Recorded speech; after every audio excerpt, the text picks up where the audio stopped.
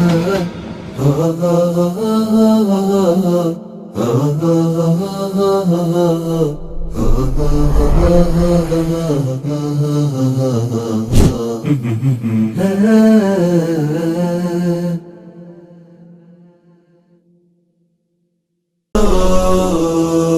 زلت في دفاتري قصيدة، وفي ظلال أعيني كشمعة جديدة، وفي ظلال أعيني كشمعة جديدة. ما زلت مثل وردة الربيع يا وحيدة. إريتريا يا جارة البحر ويا منارة الجنوب، إريتريا يا درة البحر ويا منارة الجنوب. بسم الله الرحمن الرحيم، والصلاة والسلام على نبينا محمد وعلى آله وصحبه أجمعين. كبرات تخطاتلتي تلفزيون سلام كميك أنهم السلام عليكم ورحمة الله وبركاته. كمي تخونوا دابلكم نايلو معت مدبنا إرترا قداي زعباتات إرترا أبتحت زبل سومنا ومدبنا قربو مدبيو كلاتكم تخطاتلتي نايلو معتي مسانا خصنحو كساب مجرشا يعدمكم زخون عين تريتو انترلكم 00444 794 8 شوعات لكم كتلقوا كلنا تخوليهم زحلف جزء بزعبة من النت تزاريبنا نيرنا بفلاي دما إرتاو من النت زبل لو معتوهن قريتا قال أي كفال حزنا لكم قريبنا لنا مساي ناصر الله ناصر عمر أستاذ ناصر عمر كم يتهون. السلام عليكم. وعليكم السلام ورحمة الله. أستاذ أهلا وسهلا. كم يتهون ناصر مقعد أحد متأخر مقعد أحد متأخر. السلام عليكم ورحمة الله. الله يسلمك. بارك الله فيك. الله يسلمك. بشمين بشم سمعتنا أني مزجنا كام جمرة مقعد أحد متأخر ناولكو نايلمي مدبنا كابتي زحلفة جزء تزاربنا له ناي إرتراو من النت أبتحت زبل من النت انتاي مالت مخانو بخمي يوز مسرات زبل استفر عليه كم بعل هايمانو تكون بأهلي المدي سرعات حقي زا مسؤولون كمي مس من النت كم استأساسرو تزاربنا ليرنا مالتي لومي نايتي كار أكفال نبتخل أكفال مالتي نبقى قلم مخادنا بزعبا من النت أبز حلف كلتسوم من الجمرنا يقال محتت مالتي بزعبا إرتراو من النت كلمة مسجارنا بزعبا زهلو كونتات هاجرنا الكبابينان من البات كحتى كادر اللي ماديو نعور إنا نبتي كلا أي مدبنا تنساجر بو مثلني لنكني أب هاجرنا كم سريو كبابينان بفلاي دم أبزن سلسة كل التجراي إثيوبيا حويس كمالتي بعبا إيرتران زخبا زي بتعمي كاب كلولاو كاب هوكتن كساب لومي أي واتن زحلف جيزهم تفلطوا وياني ونوت يوم نيروم بزح كينات ونيرو بزح سبون تفيء وبزح نبرة عانيو من يتحتاتي نزبل لقاء من البات كن مصون خون نجرجن زخل عنوة نزخلو نجر تخايدو تملي سحجي أب نبور نايم ملاس ويكا حوحاتنا بمقالة نايم ممتع مدبون الرئال كونتاتون الرئينا لنا سلزي من البات زيتات كمي كم زخونة بحافشو نمر أي دحر نبتنا من النت مخيط سلزي أمو إرتران تجراين زور لقلولاو ناي نويح قلولاوي هون بلون خيل كم إثيوبيا دي تراي زي كون سني بفلاي دما كم إرتران تجراين أبوش تقلولاو نويح حلو من البات زي الرأي كون خيليو أويكا أبستفل على جزون زجهل دحر زتفقون كون خيلي زي قلولاو زي عمر انتايو بوليتيكاو ديو ويس من النديو ويس هيمانوتاوي تي أمونغو إرتران تجراين زي سامع نجر ويكا كل جزء متفنان زلو انتايو تي قد انت تي شجر مالتي. الله بسم الله الرحمن الرحيم. بسم الله الحمد لله والصلاة والسلام على رسول الله صلى الله عليه وسلم. أول شكرا زين لهم معنتي كلاي مدبنا زي بعض أبز حالة فقط مختصر جمرنا رأستي كم فلو أب مرافقة بمغصل نقول لهم أولنا سلام تي في تجبروا كله صحفات كمس جني فتو بتوصحي نتحزبتها نزنا لهم معنتي مدبنا نخكات اليوم سوي يوم أبزي مسانا مهلاهم كا زيادة كمسجن يفتو يا قدمي يا صبغ الله بزعبة مننت وي إرتراوي هاجراوي مننت لا تزاربك نزح حجي أب كبابينا إرتراون كي ترفت إذا تقولوا كينات قوسيها لفايت خلنيها كاويها جمر سي طبيعي مالتي سلزي يا تحتها انت يو تتسقم بوليتيكاودي ولا ሃይማኖታዊ ولا ናይ መንነት ይግሪያት መስለኒ I think ንዓይ ከም ዝመስለኒ እዚ ፀገም እዚ ልክዕ ኣካል ናይቲ ዓብይ ፀገም ገና ተራናዮ ኣካል ከምቲ ኤርትራ ኣካል ኢትዮጵያ ከም ዝነበረት ኣካል ንበይና ነፃ ኮይና ከም ሃገር ንኽትቀውም ዝነበሩ ተፃወታት ካብ ገና ምስራታ ጀሚርካ ዝነበረን ምሳና ንቁርብ ክቅፅል ምዃኑን ክቅፅል ምዃኑን ኣይብለካን እዩ ትብልልይ እንታይ እዩ ምናልባት ስለምንታይ እዩ ምስ ትግራይ ንዝብል ምናልባት እንተደኣ ክንፃወጠላ ኮይና I think ባህርያዊ ናቹራሊ ምክንያቱ ወላ እኳ ኢትዮጵያ ብምልእታ ንኤርትራ ትብህጋ እንተኾነት እቲ ባህጊ ካብ ደቡብ ናብ ላዕሊ እንዳመፅኻ ክትከይድ ከለኻ እቲ ህርፋን እቲ ባህጊ እቲ ድሌት እቲ ተፀጋዕነት ኣብ ልዕሊ ኣብ ኤርትራ እንዳዓበየ ዝኸይድ ንኣብነት ኣብ ሃረር ዘለዎ ክፋል ናይ ኢትዮጵያ ምስቲ ኣብ ሸዋ ዘለዎ ክፋል ናይ ኢትዮጵያ ኣብ ኤርትራ ዘለዎ ዲፔንደንስ ተፀጋዕነት ማለት እዩ يعبي معناته تني هرر كال alternative አለው ኣብ ቀይ ባሕሪ ብዙሕ ኣይ መኮሰንዩ ግን እቲ ናይ ሸዋ እቲ ናይ ሰሜን ክፋል ግን ዝያዳ ናብ ቀይ ባሕሪ ናብ ዓሰብ ናብ ትግራይ እንዳቀረብካ ክትከይድ ከለኻ برضو እዚ እንዳዓበየ ስለ ዝኸይድ እቲ ኤርትራ ብዘይ ኤርትራ ኢትዮጵያ ከዓ ላንድ ላክ ወይ ከዓ ንባሕሪ ኣክሰስ ዘይብላ ሃገር ስለ ትኸውን ስለዚ ኣነ እቲ ቀንዲ እቲ ላንድ ላክ ምዃኑ ዕፁብቲ ምዃና ኢትዮጵያን ካብኡ ናብኡ ከዓ ነቲ ምዕፃው እቲ ትግራይ ካብ ኣምሓራ ካብቲ ናይ ኦሮሞ ካብቲ ናይ ናብ ሃረር እንዳቀረብካ ክትከይድ ከለኻ ትድሌት ናይ ህርፋን ናይ ቀይ ባሕርን ዓሰብን ባፅዕን እንዳጎደለ ስለ ዝኸይድ እዩ ወይ ከዓ ንላዕሊ እንዳመፅኻ ክትከይድ ከለኻ እንዳዓበየ ስለ ዝኸይድ እዩ ዝብል ርድኢት ኣለኒ እዚ እቲ ብውሕዱ ኣብቲ ቁጠባዊ ሸነኹ ማለት እዩ ኣብቲ ፖለቲካውን ህልዎ እዩ ኣብ ፖለቲካ መፂኻ እውን እንታይ ክትብል ትኽእል መስለካ ሓደ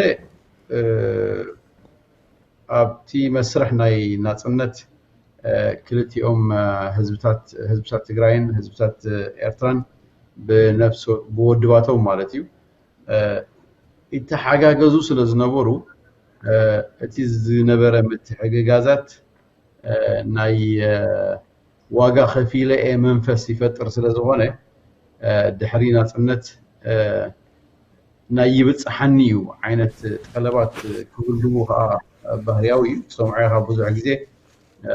ብዘይ በኣና ናፅነትኩም ኣይመወሰድኩምን ወይ እውን ንሕና ጥራሕ ኢና ካብ ኩሉ ህዝቢ ኢትዮጵያ ብናፅነት ናይ ኤርትራ ዝፈለጥና እምበር እቲ ካልእ ክበሃል እውን ትሰሚዕ ኢኻ ብተወሳኺ ንነዊሕ ዝኸደ እዚ ናይ ዓባይ ትግራይ ወይ ከዓ ናይ ኣክቹዋሊ ናይ ትግራይ ትግርኛ ዝበሃል ምንቅስቃስ ልክዕ ከምቲ ካልእ ዝነበረ አንድነት ገለ እሶም ከምኡታት እውን ክለዓሉ ገለ ትሰሚዕ ኢኻ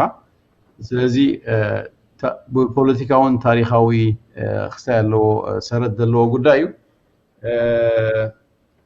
ብዓብዩ ግን እቲ ዓባይ ትግራይ ዝበሃል ኣብ ናይ ማሌሊት ወይ ከዓ ኣብ ናይ ወያነ ማኒፌስቶ ካብቲ ዝተመስረትሉ እዋን ናይ 76 جميركا مالتي عباي تግራይ ወይ ከዓ ትግራይ ሪፑብሊክ ናይ ምምስራት هدف ወይ ከዓ ዓላማ ስለ ዝነበሮም ዝውን ናቱ ግደ ክህልዎ ይኽእል እዩ ዝብል ርዲት ኣለኒ ስለዚ እንተ ሂስቶሪካል አሞንጎ አህዛብ እንተ ዳኽንዛረብ ኮና የስ ነይሮም እዮም በብግዚኡ ዝካየዱ ወራራት ካብ ትግራይ ናብ ኤርትራ ድመፁ ብዝተፈላለዩ መሳፍንትን ድሓርውን ኣብዚ እዞም ቀዲመ ዝገልጽኩም ናይ ትግራይ ትግርኛ ድዩ ገለገለ ምንቅስቃሳት እውን ኣብ ግዜ ደርጊ እውን ገለ ግን ኩሉ እቲ ዝነበረ ተሳትፎ ናይ ተጋሩ ከም ተጋሩ ወይ ከም ህዝቢ ትግራይ ደይኮነስ ናይቶም ዝነበሩ ስርዓታት እዩ ባህላ እዩ ስለዚ አይ ቲንክ እዚ ኣብኹም ተገለጽኳ ተሓይሽ እንተ ደሪኻ ድሕሪ ናጽነት እቲ ጉዳይ ተጋዲዱ ክኸውን ይኽእል እዩ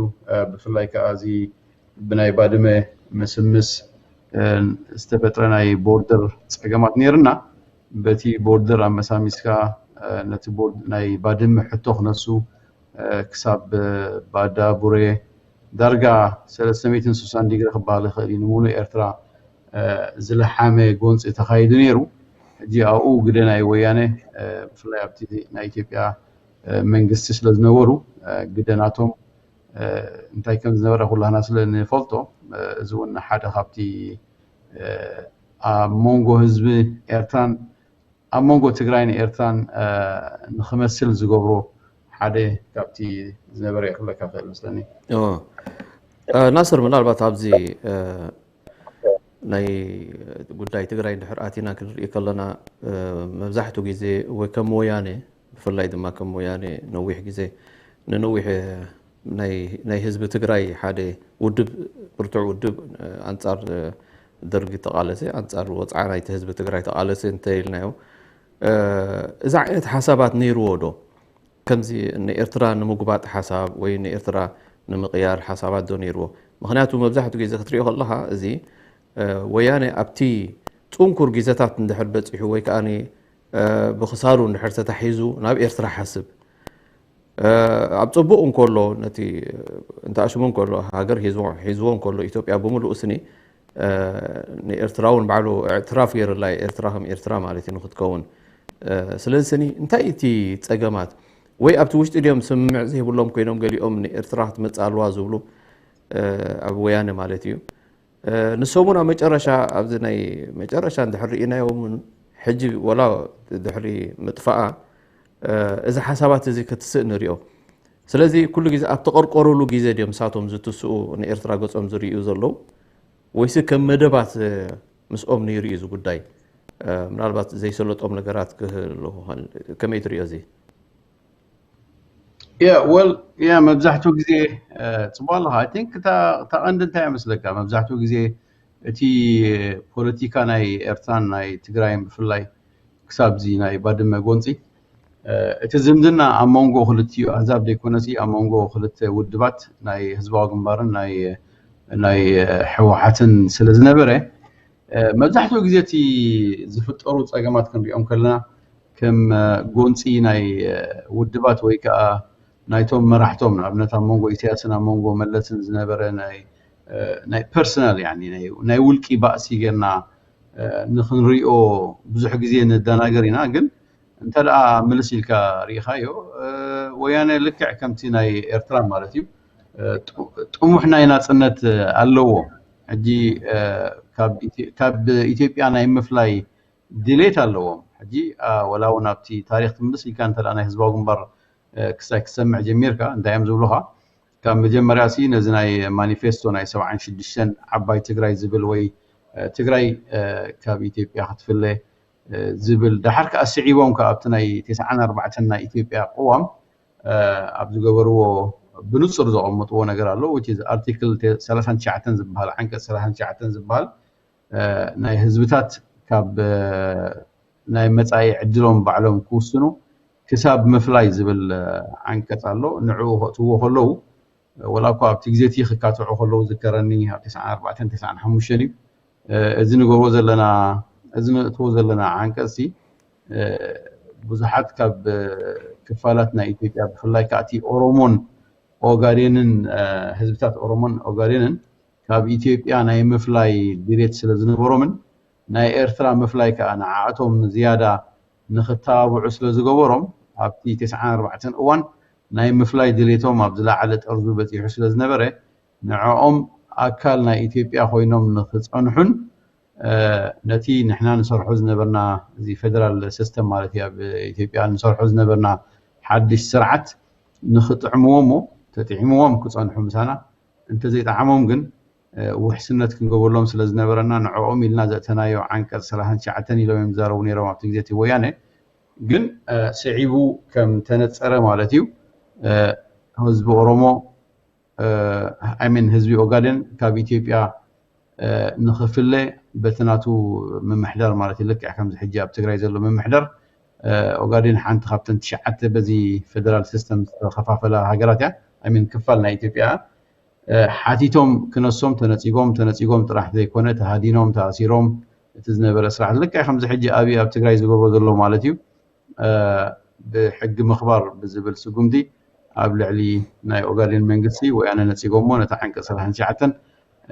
ኣይተተግበረን ኣብ ኦጋዴን ኣብ ረጊፆሞ ሓሊፎም ማለት እዩ እዋ ከሊኦሞ ማለት እዩ ካልኣይ ከዓ ኣብ ኦሮሞን ተመፂኻ OLF ከምኡ ዓይነት ናይ ምንፃል ካብ ኢትዮጵያ ናይ ምንፃል ተንደንሲ ስለ ዝነበሮ ወላ ካብቲ መጀመርያ ኣካል ናይቲ ናይ ትራንዚሽን ናይ መሰጋገሪ መንግስቲ ተነበረ ብድሕሪኡ ግን ብከምኡ ዓይነት ስምዒታቱ ካብቲ መንግስቲ ጥራሕ ዘይኮነ ካብቲ ፖለቲካ ናይቲ ከባቢ ከም ዝንፀልን ብግብረ ሽበራ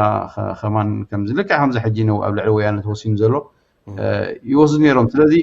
ዓንቀጽ 39 ከምቲ ዝበልዎ ኣብቲ መጀመርያ ነቶም ካልኦት ብሄራት ኣብቲ ፌደራል ሲስተም ንኽፀንሑ ዘይኮነሲ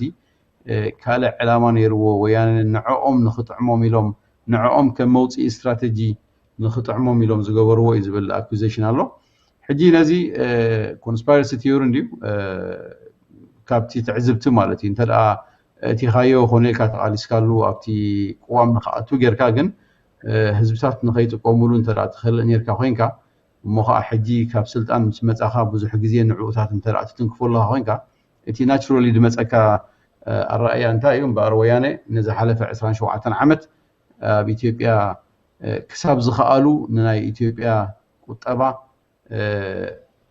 ክምዝምዝዎን ናብ ትግራይ ከጉዕዙን ኣብቲ መስርሕ ከዓ እታ ሶም ዝደልይዋ ዓባይ ትግራይ እቲ ፖለቲካዊ ካርታናታ ብምስራሕ ክዕብይዋ ከም ዝፀንሑ ንኣብነት እዚ ናይ ባድመ ጉዳይ ኣብ ክልሉ እዩ ዝረአይ እዚ ናብ ባዳ ናብ ቡሬ ገለ ዝኸድዎ ትሪኦ ከለካ እታ ዓባይ ኣነ ኣብቲ ግዜ እቲ ጆክ መስለን ነይሩ ከምዚ ደርፊ መስለን ነይሩ ጠራሮ ገለ ክበሃል ከሎ ከም ክስታይ ከምኡ ጌርና ንሪኦ ነርና ከምዚ ጀስት ፕሮፓጋንዳ ናይ ህዝቢ ህግደፍ መስለና ነይሩ ማለት እዩ ሕጂ ክትሪኦ ከለካ ግን ኩሉ እቲ ንድሕሪት ተመሊስካ ሪፍሌክት ትገብር ከለካ እቲ ካብ ኣምሓራ ዝወሰድዎ ካብዚ ሕጂ ምዕራብ ኢትዮጵያ ዝበሃል ዘሎ መሬታት ዝወሰድዎ ናብ ዓፋር ከባቢ ናብ ኤርትራ እዚ ናይ ኩናማ መሬት ኣብ ሳሆ ናብ ኢሮብ ገለ ዘለዎም ኣፐታይት ማለት እዩ ኩሉ እዚ ብሓፂሩ እንታይ ኢኻ ትርኢ ኣብ ኣምሓራ ንኣብነት ትግርኛ ድዛረብ ዘበለ ወላ ኣምሓራ ይኹን ግን ትግርኛ ድዛረብ ዘበለ ንሱን መሬቱን ናብ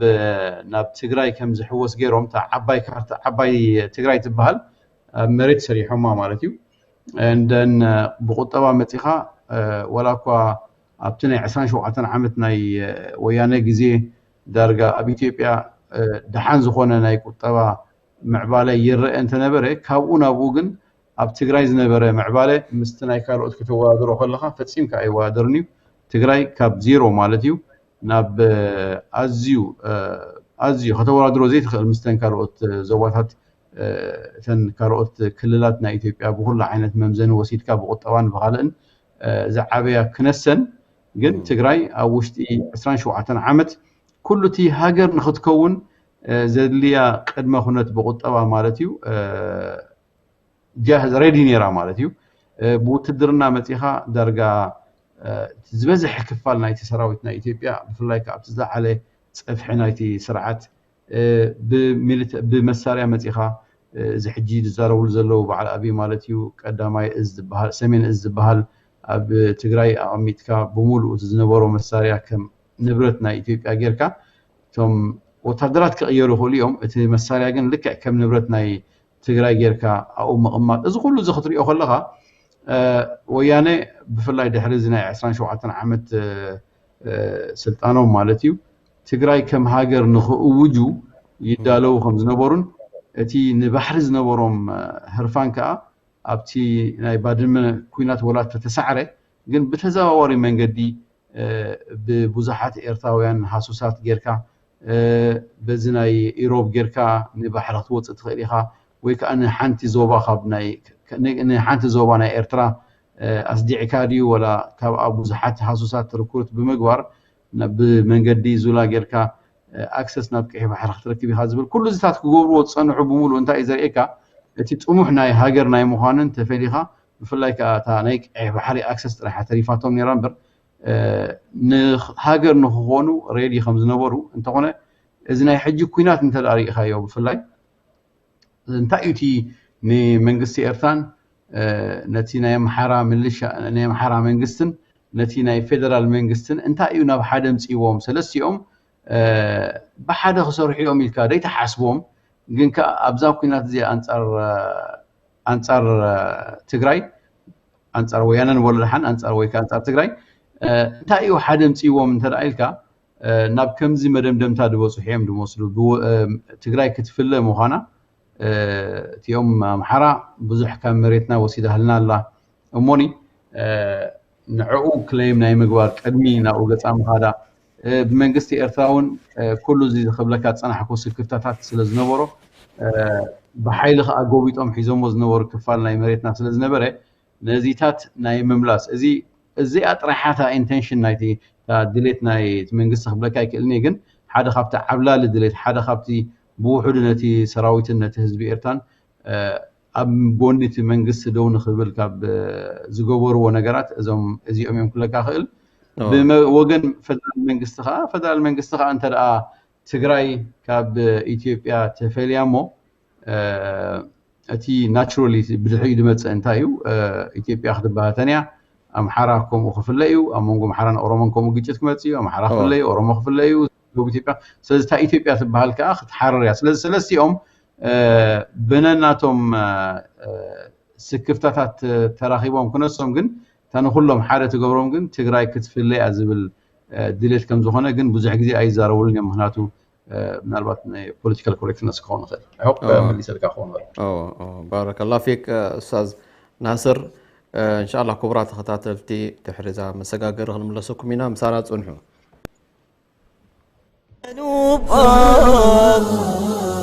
إريتريا يا درة البحر ويا منارة الجنوب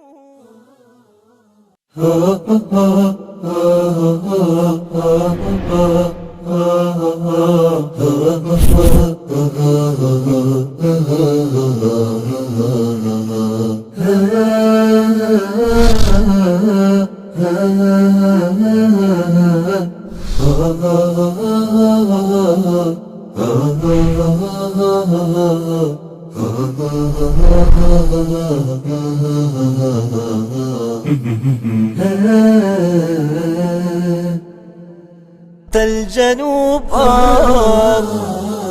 إريتريا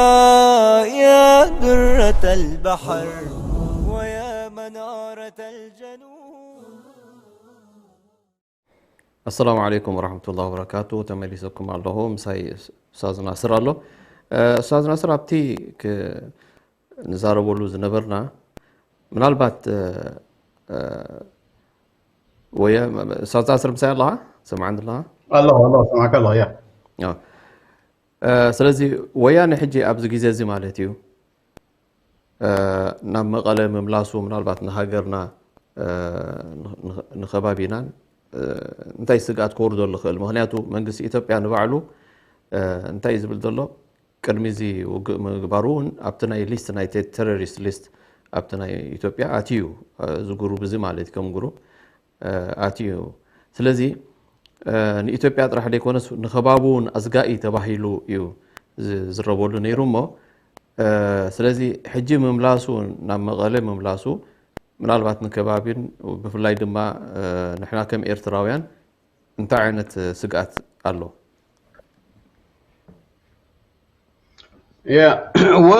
ጽቡቅ ኣለኻ ብዙሓት ወገናት ብዝተፈላለየ መንገዲ እዮም ዝገልጽዎ ነዚ ናይ ወያነ ናብ መቐለ ምምላስ I think ካብቲ እቲ I don't think ኣነዚ ወያነ ሙሉእ ብሙሉእ ካብ ፕላኔት ወይ ካብ መሬት ክጠፍኦም ዝብል expectation ዝነበሮም ሰባት እንትላለዉ ኮይኖም I think ጌጋ expectation ነይሩ እየ ዝብል ምክንያቱ እቲ ዕላማ ከምዚ ቅድም ኢለ ክገልጾ ዝጸናሕኩ ንምድቃቆም ነይሩ መስለኒ ብኸመይ እየ ዝርዮ ብውሕዱ ነቲ ናታቶም ናይ ዓባይ ትግራይ ዝብል ኣጀንዳ ንምፍሻሉ ወይ ከዓ ንምድንጓዩ እንተደኣ ክፍለዩ ኮይኖም ከዓ ኩሉ ዋሕድ ነናቱ መሬቱ ኤርትራ ብወገና ዘለዋ ክትወስድ ኣምሓራ ብወገኖም ብሓይሎም መሬቶም ከምልሱ እቲ ካብ ኢትዮጵያ ተወሲዱ ዝበሃል ቁጠባ ተኽኢልካ ምውሳዱ ኣይከኣልካን ከዓ ምዕናው ከምኡ ዝመስል እቲ ክትሪኦ ከለኻ ስለዚ ኣነ እንታይ እየ ዝብል ኣብዚ ተዓዊቱ እዩ እቲ መንግስቲ ኣይተዓወተን እንተኢልካ ዳርጋ እንተደኣ ተወሲዶሞ ዘለዉ ገይሮሞ ዘለዉ ኣብ ኢዶም ከፅንሕዎ ክኢሎም ኣይ ቲንክ ተዓዊቶም ኢኻ ትብል ምክንያቱ ብመንገዲ መንግስቲ ኢትዮጵያ እንተዳሪኻዮ እንታይ ዝብለካ ንሕና ሲ ካብ ቅድሚ 2 ዓመት ጀሚርና ኣብ ስልጣን ካብ ድመጽእ ማለት ቅድሚ 3 ዓመት ካብ ዝመጽእ ጀሚርና ካልእ ሳልሳይ ሃገር ፀላእ ኣለና ሓደጋ ኣለና ኩናት ይጽበየና ኣሎ እቲ ኣብ ትግራይ ዘሎ ናይ ሰሜን እዝ ሰራዊት ምስ መሳሪኡ ምስ ዕጥቁ ማለት እዩ ከነንቀሳቀሶ እንደለና ኢልና ሓቲትና ዝረኸብናዮ መልሲ እምቢ ነይሩ ስለዚ ነዚ ሙሉእ መሬትና ያለና ይዝለካቲ መንግስቲ ምስ ኩሉቲ ኣብ ልዕሊ ዝወረደ ዕንወት ማለት እዩ ብመንግስቲ ኤርትራ ተሪኢኻ መንግስቲ ኤርትራ እቲ ብዓለም ብቤት ፍርዲ ናይ ዓለም ዝተበየነሉ ናይ ባድመ ጥራሕ ዘይኮነሲ እንከላይ እቲ ገለ ክፋል ከማን ናብ ትግራይ ናብ ኢትዮጵያ ኣትዩ ዝነበረ ገለ ክፋል ናይ ባዳዲ ወላ ባድመ ናይ ቡሬ ኣይ ቲንክ እሱ እውን ከይተረፈ ኣብ ኢዱ እትይዎ ከም ዘሎ ኢኻ ትርኢ ብወገን ካልኦት ክልላት ናይ ኢትዮጵያ ከዓ ከምኡ ሕጂ ወላ እዚ 7 ነጥቢ ናይ ሕጂ ኣውፅኦሞ ዘለዉ ወያነ ጠለብ ናይ ተኽሲዶ ምባል ንክንቅበሎ ተረኣ ኮይና እዝን ክማላእ ኣለዎ ኢሎም ኣውፅኦሞ ዘለዉ 7 ነጥብታት እንተዳሪኢኻዮም እውን ካብ ሓደ ዝተዓወተ ዝመጽእ ኣይኮነን 7 ነጥቢ ይበሃሉ ቀዳይ ነገር 7 ጥራሕ ኣይኮነን ነፍስ ወከፍ ነጥቢ ኣብ ውሽጣ ካልእ 7 ጠለብ ዝሓዘት እያ ሕጂ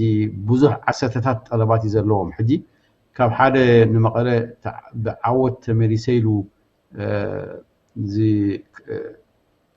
ተዓዊተ እየ ዝብል ምንቅስቃስ ዝመጽእ ጠለባት ኣይኮነን ምክንያቱ ካብኣቶም ብውሕዱ ካብ ሓደ ዝተዓወተ ወገን ካብቶም ኣብቶም ኣብኡ ዘለዉ ሲ ብውሕዱስ 50% ሲ ብሓይሉ መንዚሑ ነተን ተሪፈንኦ ዘለዎ 50% ዋጋ ዕዳጋ ክገብር ኢኻ ትፅበኖ ግን እንተዳሪኻዮ እንተን 7 ከም ዝበልኩኻ ነብሲ ወከፈን ከዓ ውሽጢ ዘለዎ እንተዳሪኻዮ ኣዝዩ ብዙሕ ጠለባት እዩ ብዙሕ ጠለባት ጥራሕ ዘይኮነ ከዓ ክትግበር ዘይክእል ጥራሕ ዘይኮነ እንተደኣ ኣብኡ ነኺሶም ደው ኢሎም ሲ ትግራይ ልክዕ ከምዚ ምስ ኤርትራ ኣብ ዝሓለፈ 10 ዓመት ናይ ሰላም ኣይ ኩናት ዓይነት ሲቹዌሽን ተፈጢሩ ዝቐፀለ ኣብ ከምኡ ዓይነት ሲቹዌሽን ይኽኣቱ ማለት እዩ ከምዚ ሕጂ በዓል ኣሜሪካውን ገለ ዝብልዎ ዘለዉ እዚ ሕጂ ተገይሩ ዘሎ ናይ ተኽሲ ደው ምባል ሲዝፋየር ድዩ ወላ ሲጅ እዩ ድሕሪ ሕጂ ዝረአ ሲዝፋየር ኢሎም ዝወሰድዎ ኣዝዮም ውሕዳት እዮም ምክንያቱ ወፂኦም ካብኡ ከም ዝወፁን ሲሎም ንትግራይ ኣብ ዓንኬል እቲኻ ጅሆን መሓዛ ዝግበር ዘሎ ዲስ ወላስ ናይ ብሓቂኦም ወፂኦም ከማን ክሳብ ሕጂ 100% ኣፉ መሊኡ ክዛረብ ዝኽእል ሓይሊ የለን ስለዚ أنا ناب مقالة بممصوم ويانا تعاوتهم يوم زبال زربا أبع عقلية أتوني ممكن حنت النجار قص أني أخوينا خبلا كذا خير أنت حزب تجري أبتي مجمريا مالتي ويانا أتي مس منجستي إثيوبيا أبزقو روز نورو متفنانات مالتي بسنكي نا أتحزا دي مخال مالتيو اتو قداي بسلام كفتح زخيل نقوله اتو قداي بتبعلوم لصحفوه قوام نا إثيوبيان بتبعلوم زقوموهم نا فتحة كالاتون بو غيرهم لك كم تبع جوهر محمدن كالوتن اب اسر بيت كوينهم اب بيت فردو كوينهم زماغوتهم زلو كمغوتو زخولو اندهالو موني بستحته واغا نتو قداي كحزو يخولو اندهالو ግን በአንጻሩ نتبعلهم لصحفوه نتبعلهم لسرحوه مسرح حتى حسيمهم بزيد ناب زيد اللي متفنانن ناب ناي سمين ازمت كعتب بمخادم زمت اصقه من يرو خاب مجمريو سلازي اذا خا نويانه بخمي كم زداقوم كم رحنتهم جميركا مالتيو نابي درجه اودي قوم كونزلو انت عينت ما سيت خمس وردهم نصوري مالتيو تا حنت نصر رغصنيا خوينا خبلكا تخيل ግን حزب تግራይ مالتيو حزب تግራይ ابتي مجمريا كم زبلكوها ويانا سانا تحزقهم رؤسو خم زدنن يوم غيرمو حزب اورومون ابنت ناي بعل جوهر محمد فردي اندا تصبيموني انت دا كاب حقي وصائي فردي فريدومون كوينوم احليفو خم زي هوم نصور يخول نت منغست قومهم هونو معلتي تا فردي تصبد الله حزب اورومو ግን حزب تግራይ ግን كوم عينت عدل نخيركب رؤسو تخابيلو خيما قوتلهم اب كومو عينت ناي زيد اللي ناي بيناوي متقعتي اب لعل سمين از بموساد رؤسو خمزه دنن غيرما يرماك مجمريا دحراي ግን بسنكي حمق نايتي نايتنا اثيوبيا حيلي مالتيو نتخوينات بغبو كما حضرو سلازي كالو اتي سعيبو دمصه اب لعل حزب تግራይ سكفتا فطس لجمرن حزب تግራይ إذا خوينا تزي أبل علي ويانا طرح ديكونس أبل علينا أيو أبل على هلاونا أيو أبل على هلاوة تقرأيو زبل سمعت كم دسمعو سلو خقوبرو سلو الجمرة مالتيو حزب تقرأي نتو قداي ويانا زي كونس قداي حزب تقرأي مخانو آمينو مالتيو نتقالسي كابا مونغو ويانا أمونغو تي فيدرالاو سرعاتن زخون أمونغو تي فيدرالاو سرعاتن أمونغو كم زخون بمقبر تقاليسهم كموصيت نايزخه مالتيو عدو اتا حلال ناتو زخونت اتا عباي تግራይ كنقبل كايلوم نتግራይ كنعبيل كايلوم نتግራይ اسينوموز نوبرو مالتيو اتا سين اولموست سينواز نبره تግራይ ناب ايدو مليسوا ناي حجي ناي ويانا ناب مقله ممصا زيكونه تግራይ حزب تግራይ لكع كمتي زقدم قالسني 17 عامت مالتيو اتي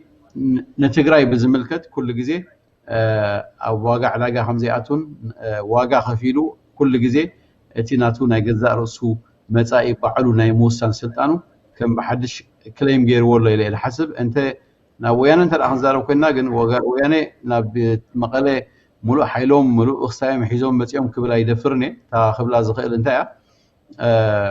كم تحجنا تنصر زمت زلو كلهم ناي بزحات ناي دبلوماسن ناي وتادراوي كلت تنتن زغو زلو كدمز ولاون بعلنا ونعزو زنبرنا مالتيو كدمزي ناي توخسدو مبال زينا موصو كدميو زنبر 10 معلتي درجه سومون غزي خبلكا خيله اب دغه فلاي كاتوم اكتيفيستس ناي ويانا مالتيو دحر سومون ابزا سومون زي حنت نجر كتمصيا يبحال كم زنبرن لكع كمتي مبزحتهم ناي توخسم دو مبال سمعت قدم ممصوم بناتي دفئت بناتي عوتي تزازيمو نخبحال مانتي استغبرو ناي انتي زبال ناي 0 ساعات متقعتي ويانا بشم وفري الله بنغا اكايدوم ناتوم وصيت مخانو منغارن ابلعليو خا صباح نغو مستملصو ناب تግራይ ناب مقله مستمصو حزب تግራይ كفاردوم سلازخونه كحتم سلازخونه فيس سيفر نخونو ميلوم اموداتا دمص ولا على كل خاتي ناي دغ ناي دبلومات ناي دغ عالم صاطي ابلعلتي سرعات اثيوبيا ابلعلي ارتان ان كاو بزين اسكا مالتيو كاب مجمريون سمين ازم سهرمو تنا إثيوبيا سرعة أبسن كل أتيني ريو سلزتنا إرترا حين متين تري أعتقوا خدانا والبيسو ثم بحدش تي متقعت تزي كايرون يرو تي زرعنا يو وتدرى عوتنا من إثيوبيا أي محلون يرو بهلاي إذا حجي أمودات استرى ناي حيلي ميزان مقيار زمسل جنك أزي كونقا تي ناي منجستي ناي سرا ناي إرترا سراويت كاب إرترا بمسحاوي سلزة أنا ناي ويانا نام مقلة ممتع نعنا عابس قاتي عيبلني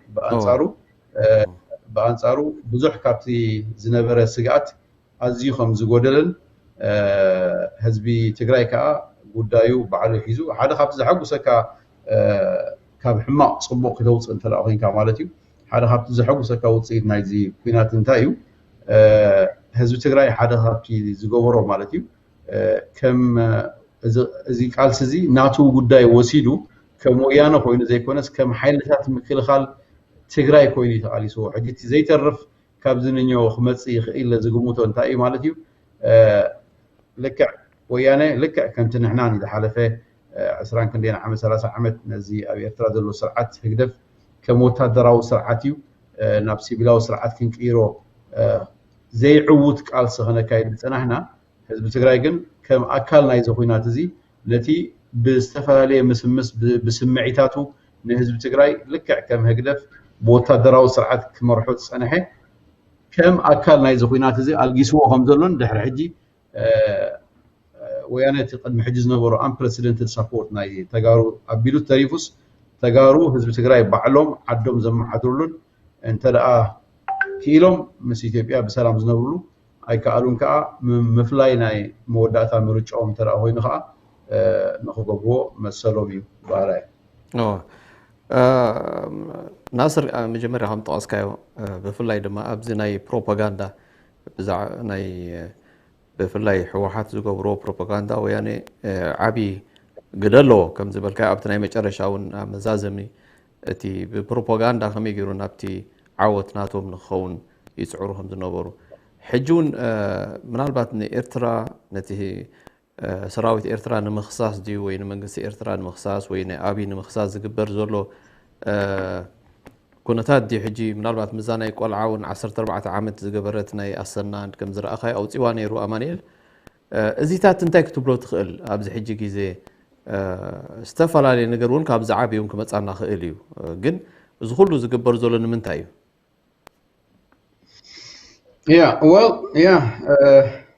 صبا الله حدا خبتي زحزنك مالتيو نايزي كوينات الزنتر الله خينو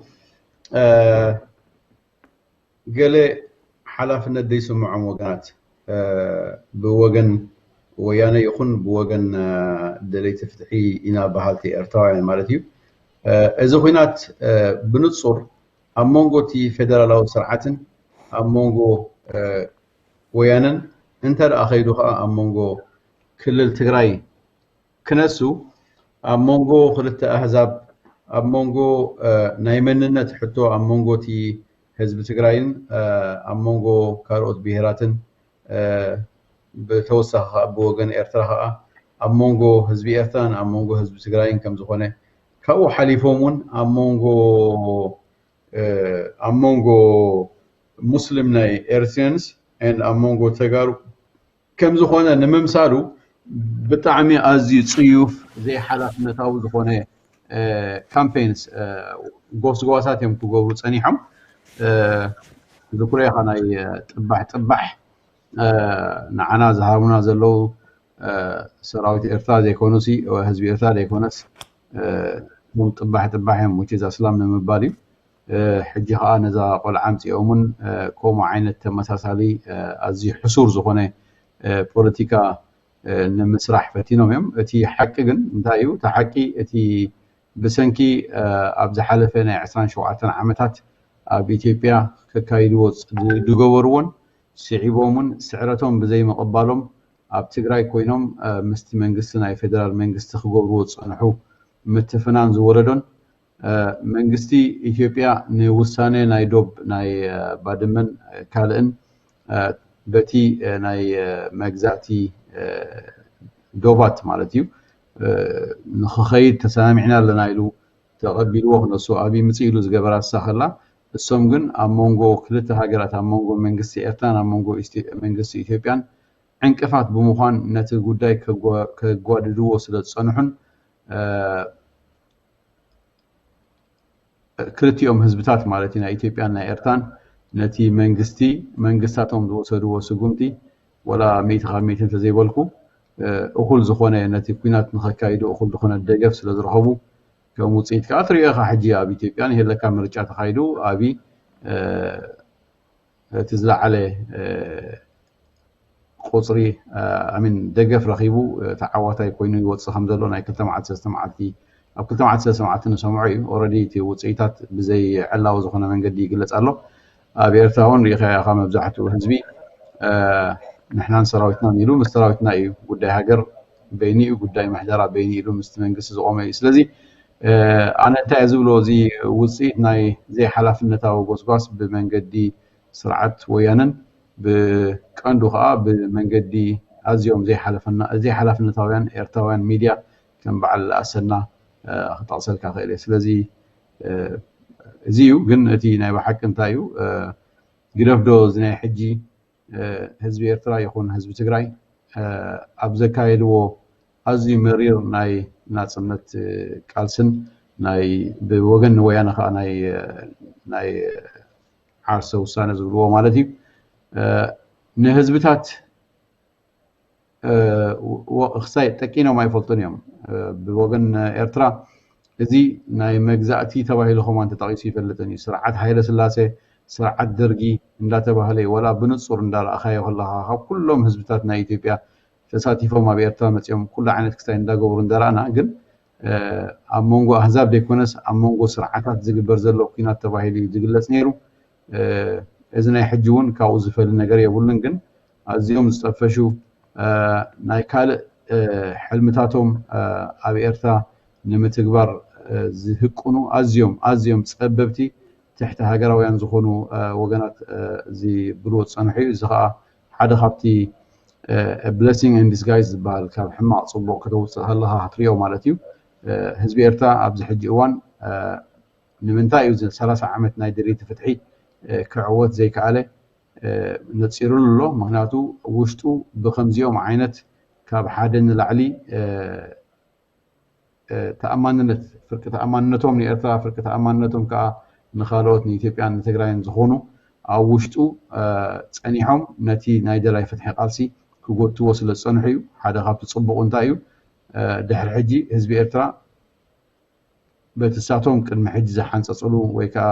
ዲዛይን ዝገበሩሉ ዓይነት ዘይኮነሲ ህዝቢ ኤርትራ ሓደ ኮይኑ ማለት እዩ ደጋፋይ ተቃዋሚ ዘይብሉ ግን ኤርትራዊ ኮይኑ ዝቃረሰሉ መድረኽ ሓድሽ መድረኽ ይፍጠር ኣሎ ዝብል ስለዚ ብዙሕ ደሻቀል ስጋት የብለይን ብወገን እያ ንኽሪኦ ኣለኹ ስለዚ ዘሻቀል ነገር የለን ብፍላይ ድማኒ ከም ዝበልካ ንስኣታ ሓዝካ ናይ መጨረሻ ነገር ናዝደሊ ዝበዝሕ ግዜ ነቲ ዘምፅኦ ዘለዉ ጥባሕ ይኹን ወላ እዛ 14 ቆልዓ ወፅያ ዘላ ካብ ከመይ ገይሮም እዮም ሰሪሖም እታ ጉዳይ ኩሉ ሰብ ይሪኣ ስለ ዘሎ ማለት እዩ ሕጂ እዚ እንድሕር ሪኢኻዮ ምስቲ ኣስላምዮም ኣስላም ንዓና ኣይደገፉናን ብፍላይ ድማ ኣስላም ኤርትራውያን ነዚ ዝግበር ዘሎ ሰውራት ይሰርሑ ገይሮም ዘሎ ምስ ኣብይ ይኹን ዳርጋ ምስ መንግስቲ ኤርትራ ደው ከም ዝበልናዮም ገይሮም ወሲዶሞ ወይ ከዓ ካብቲ እሳቶም ዝሓስብዎ ዘለዉ ንምፍልላይ ንምፍልላይ ዝተናን ኣብ ውሽጢ ኤርትራ ዘሎ ድሕሪ እዚ ሰብ ዝገብርዎ ዘሎ ነገራት እንታይ እዩ ዝብል ምናልባት ሓደ ካብዚ ዝሓለፈ ግዜ ኣስላም ኤርትራውያን ሰናትን ከም ዘሎ እዚ ከመይ ትሪኦ እዚ ከመይ ድምፂ የለን هو دنتي ما راح معه دنتي حجي صباح على ده اوكي قال حلو قرقر يسمعك هذا هاي انت مالك حجي نلقى حلفه جيزه ناي تግራይ ከም ኣክቲቪቲስ ክኖር ንኽእል ዘሎ ዲጂታል ናይ ትግራይ ዝበሃሉ ኣንጻር እስልምና ዝምፅለት ኣንጻራዊ ኣለና ኣይሓገዘና ወይ ከዓ ሙሉእ ምሳና ኣይኮነን ናይ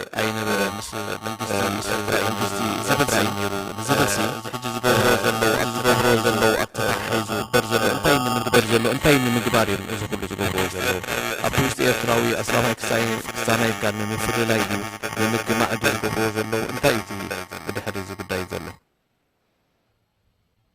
اوكي ብዙሕ እኳ ይሰማዕክዋን ምክንያቱ ድምፂ ይገብር ስለዝነበረ ግን ተሕትኻ አይ ቲንክ ንምንታይም ሕጂ እስላማይ ኣብዚ ኣይሓገዘናን ዝብሉ ዘለዉ ሲ እንታይ ኣብ መንጎ ኣህዛብ ድዮም ፍልይ ከምፁ ደልዮም ገሊኣ ትብል ተሕተ መስለኒ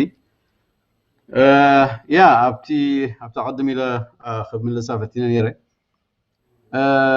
ያ እቲ ሓቂ እንታይ እዩ ኣብዚ ኩናት እዚ እቲ ናይ ብሓቂ ኤርትራዊ ብኤርትራ ዝሓምም ዋጋ ናይ ናጽነት ጽቡቕ ገይሩ ዝርድኦ እዚ ዝሓለፈ 30 ዓመት ኣብ ኤርትራ ዘሎ ፀገም ብፅፁይ ጽቡቕ ገይሩ ድርድኦን ፖለቲካን መጻኢ ሃገሩን ፈልዩ ክርኢ ዝኽእል ክፋል ናይ ህዝብና ኣብ ሰዓት እዚ ምስ መንግስቱ ደው እንተበለ ዝገርም ኣይኮነን ምክንያቱ እንታይ እዮም ዘልና ዘለዎ መስለካ አንጭዋ ነኸነጥፍ እሲ ገዛና ሓው ኸነቃጸል እዮም ዘልና ዘለዎ እየ ዝብላ ኣነ ኩሉ ግዜ ነው ጉዳይ ናይ ውሽጢ ጉዳይና በይኒ እዩ ጉዳይ ልኡላውነት ኤርትራ ከዓ ካለ ጉዳይ ስለዚ ናይ ኤርትራ ልኡላውነት ኣብ ሓደጋ ወዲቑ ክትርኢ ከለኻ ኩሉ ነገር ገዲፍካ ነታ ሃገር ከም ሃገር ንኽትከላኸላ ኢኻ ክትሰርሕ ዘለካ እዚ ከዓ እቲ ዝገርመካ እቲ ሂፖክሪሲ እዚ ኒፋቅ ማለት እዩ ሂፖክሪሲ ኣብቲ ዝለዓለ ጠርዙ ኢኻ ትሪኦ ዘለኻ ምክንያቱ እሶም ባዕሎም ነቲ ናሃቶም ሕልምታት ንኽገብሩ ናይ ፀላእየይ ፈታወይ ዝዓይነቱ ነቲ ኣብ ኤርትራ ክገብርዎ ዝደልዩ ኩሉ ዓይነት ፀረ ኤርትራ ዝኾነ ዕላማታቶም ንኽገብሩ ምስ ናይ ፀላእየይ ፈታወይ ዓይነት ቃል ኪዳን ክገብሩ ከለዉ ንዕኦም ሓላል እዩ እስኻ ግን ሃገርካ ንኽትከላኸል እሞ ከዓሲ ሰራዊትና ክነሱ ሰራዊትና ኣይትበሉ ንሕና ምስ ሰራዊትና ኣይትበሉ እዮም ገለ ክብለካ ከሎ እንታይ ዝረኣየካ እቲ ሂፖክሪሲ ኣት ስፒክ እዮም ፈቲና ፀሊና ሓደ ሓቂ ኣሎ እንታይ እሱ ከዓ መንግስቲ በይኒ እዩ ሃገር በይና ናይ ኢሳያስ ዝበሃል ወይ ናይ ህግደፍ ዝበሃል ሰራዊት ኣብ ኤርትራ የሎን ናይ ህግደፍ ሚኒስትሪ ጥዕና ዝበሃል የሎን ናይ ህግደፍ ሚኒስትሪ ትምህርቲ ዝበሃል ነገር የሎን ምናልባት ብዛዕባ እቲ ካሪክለም ክንዛረብ ንኽእልና ብዛዕባ ኣተሓሕዛ ናይ ኮቪድ እቲ ሚኒስትሪ ጥዕና ዝገበሮ ጌጋ ገለ ክንብል ንኽእልና ብዛዕባ ሃገራዊ ኣገልግሎት ካብ ግቡእ ንላዕሊ ከይዱ ኣብ ሚኒስትሪ ምክልኻል ክንብል ንኽእልና እዚ ሚኒስትሪ እዚ ትካል እዚ ኢንስቲትዩሽን እዚ ግን ናትና ኣይኮነን ናይ ኢሳያስ እዩ ኢልና ምስ ባዕዳዊ ኮይና ከነጥፍኦ ግን ኣብ ዓቕልና ክመፅእ ዘይክእል ዓይነት ኣተሓሳስባ እዩ ስለዚ ፈቲና ፀሊና ማለት እዩ ሓይልታት ምክልኻል ኤርትራ ናይ ኤርትራ እዮም ልክዕ ከምቲ ዝበልክዎ ኣብ ኤርትራ ሲ ቅድሚ ሕጂ እውን ኣቲን ገሊፅያ ነይረ ኣብ ኤርትራ ሲ ኩሉ ዋሕድ እኹል ደሞዝ ከይተኸፈለ ኮፍ ኢሉ እቲ ኣብ ሰራዊት ዘሎ ኣገሩ የገልግል ኣሎ ኣብ ሚኒስትሪ ጥዕና ዘሎ ንህዝቡ ካብ ኩሉ ዓይነት ሕማማት ይከላኸል ኣሎ ኣብ ሚኒስትሪ ትምህርቲ ዘሎ እኹል ከይረኸበ እኹል ከይተኸፈለ ይምህር ኣሎ እዚ እንታይ እዩ ውሕስነት መጻኢት ኤርትራ ንምርግጋፅ ዳእምበረይ ስለዝጠዓሞ ይኮነን ስለዚ ንዓይ ሰራዊት ኤርትራ ካብዞም ናትና ኢና ኢልና ንዝዛረበሎም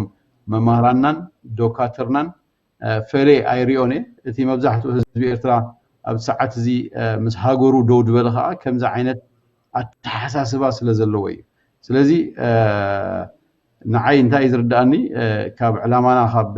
ነታ ሃገር በትሶም ዝደልይዋ መንገዲ ምስ ትግራይ ዶ ምስ ኢትዮጵያ ዶ ገለመለ ሃፍ ከብልዋ ስለ ዝደለዩ ንሕና ከዓ ርእስና ክነድን ዝግበር እዩ ግን ሓደ ካብቲ ዝሕበነሉ ናይ ኤርትራዊ ብሓፈሻ ማለት እዩ ኣብዚ ኩናት እዚ ምስ ሃገሩ ደው ምባሉን ልክዕ ከምቲ ህዝባዊ ሰራዊት ሓርነት ኤርትራ ናይ ኢሳያስ ኣይኮነን ኣብዚ ሕጂ ደይሰማዕ ሰብ የሎን ህዝባዊ ሰራዊት ሓርነት ኤርትራ ኣብ ሜዳ ናይ ኢሳያስ ነይሩ እንተይከያድ ሰምዓካ ኤርትራዊ ትረክብ ኢና ስለዚ ሕጂ እውን ንዓይ ብፍላይ ከዓ ሓደ መደበኛ ዝኾነ ሬጉላር ዝኾነ ሰራዊት ክሳብ ሕጂ ክንገብር ኣይከኣልና ኣለና አንፎርቹኔትሊ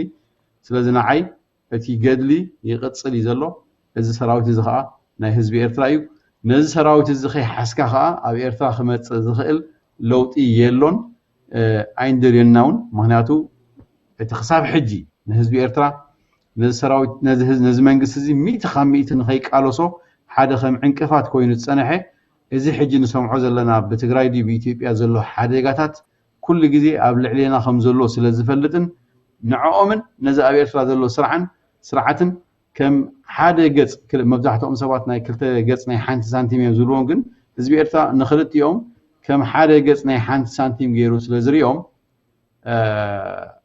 حدا خابتنا تقالسو كم بتزدل نهر نخي كيد زجوري سلزي أنا أبزي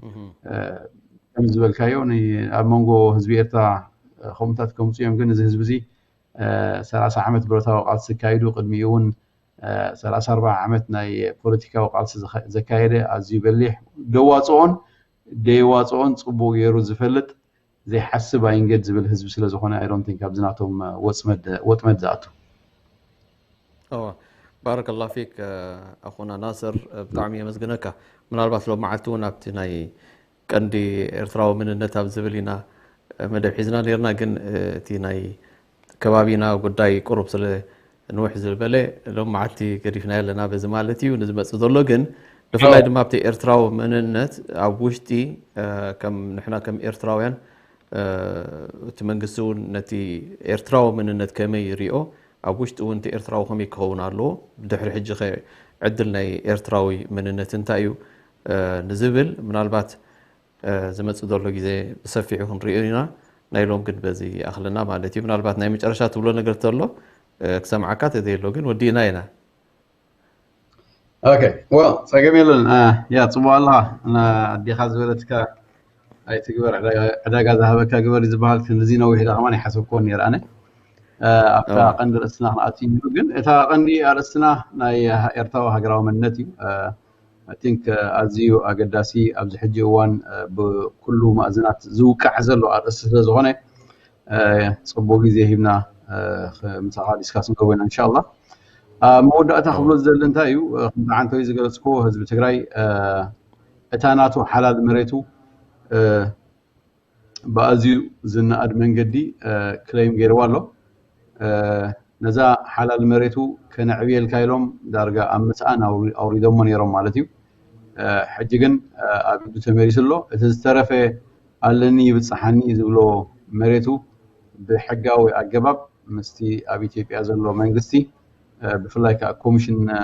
ناي دوبات كوميشن جلد بحالالو مسؤ بسلاماو منقد اندات حابر اخسرح مخانو اي طرطرني مسايو كوسن زخيل بعلو طرح مخانو خا نحن تدقون اي طرطرني تግራይ نبينا ختكون تخيلو اي تخيلن زبل بزح حتتات አሎ ወል እቲ መንገዲ زي ست زبالة يكونن بزح لعلن تحتن زلويو بعيني عالم لخاو من حق متيها حساب حجي تن كم إرتراز عينتن عب تحت مجزاتي زنبراموني دحر مجزاتي هاجر نقطنا مسيل زنبران هاجرت كمعاتن بقلي بين ناي مسيل سوسانة إن تتكيمن هاجرت زخنا ولا كوا إرترا عدلنيا يكونتن برتها وقالت كايدا زرا قصة تهونه كالوتون ناي وضعي ناي بعداو ورار قاتيمون بعداو ورار مثل زقاتمن كتاب حجي بكوم عينت ناي مفلاي عدل يقاتمني مبزحتو جزيجن كابزو وضعي قليل يكونن ناي سومالي لاند حدا أبنتي سلازي بتخونه تقالل عبيلنا جيزة سلازي بلنا تقال بيل كامل البات يا بتخونه اتي مصاينا حزب تግራይ ስለዝኾነ حزب تግራይ ጽቡቕን ምንየሉ ህዝብታት ኤርትራን ኢትዮጵያን ይኹኑ ህዝብታት ኤርትራን ህዝቢ ትግራይን እቲ ባህርያዊ ዝኾነ ዝምድናኦም ጉርብትናኦም ክቕየር ዘይክእል ፈትዮም ጸሊኦም ብሰላም ክነብሩ ዘለዎምን ተሪፍዎም ዘሎ ብሰላም ሓቢርካ ናይ መንባርን መጋበርያ ናይቶም ከምኡ ዓይነት ሰዓት ንኸይኮኑ كاب حلف تماهيرهم مزايهم كما حيشوا منا وجزاك الله خير والسلام عليكم ورحمة الله وبركاته. بارك الله فيك. بتعمي نمزجنك أستاذ ناصر عمر كم كلكم تخاطرتي أبزلهم تكاتروا زلهم تعبنا مزجنكم زمت زرلو جزء بخال تحسوا خصابنا الرحب دحم كنوا السلام عليكم ورحمة الله وبركاته. إريتريا يا جارة البحر ويا منارة الجنوب إريتريا يا درة البحر ويا منارة الجنوب